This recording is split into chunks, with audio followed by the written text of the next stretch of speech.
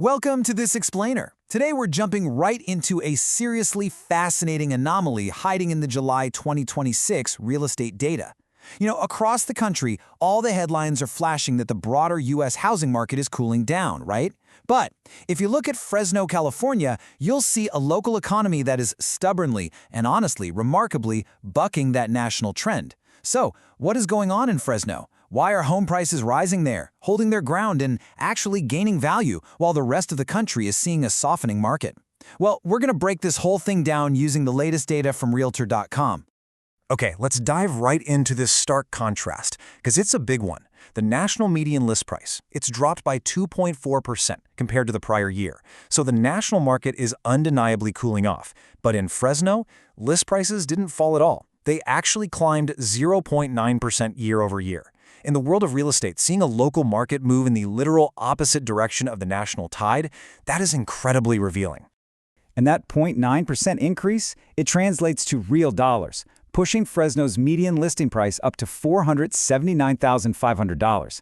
This just proves the local market is highly resilient, especially when you compare it directly to that softer national median of $428,950.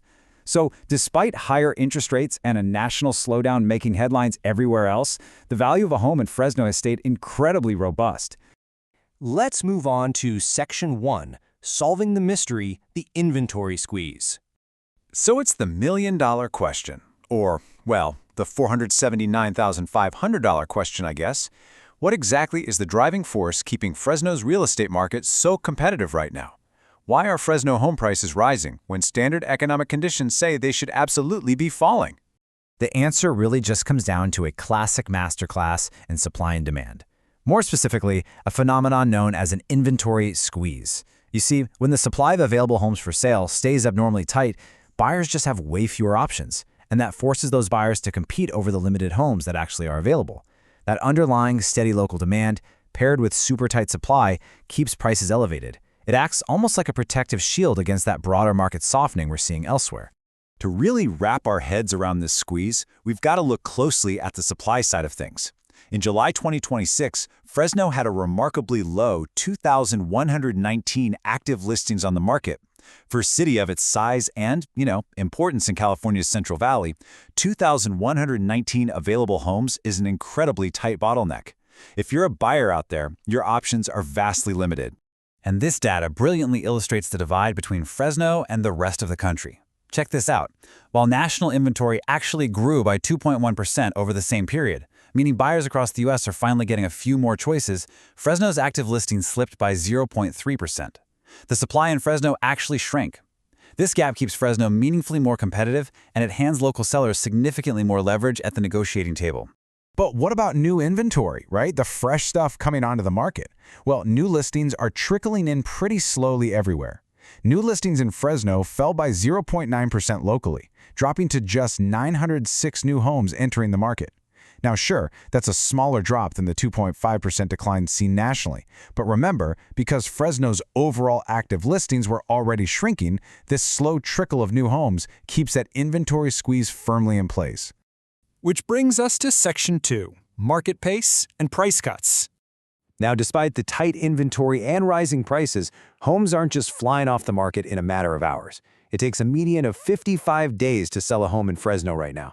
That tells us that while the market is definitely competitive, it's operating at a somewhat measured, deliberate pace. So how does that pace actually compare? Well, that 55 days is coming in a bit faster than the national average of 57 days. But, and this is important, look at the year-over-year trends here. Fresno homes are actually taking slightly longer to sell than they did last year. Days on market went up a marginal 0.9%. Meanwhile, nationally, homes are selling 1.7% faster. So Fresno is moving just a little bit slower relative to its own history, even though it still beats the national average.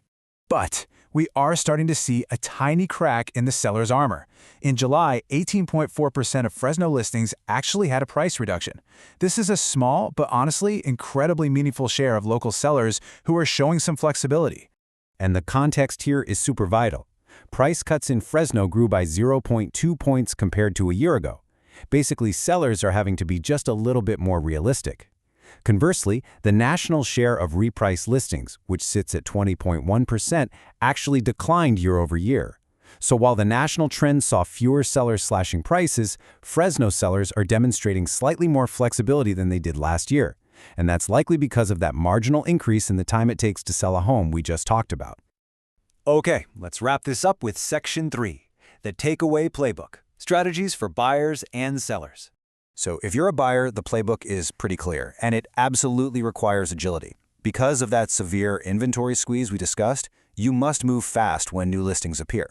You're competing for a very limited pool of just 906 fresh properties.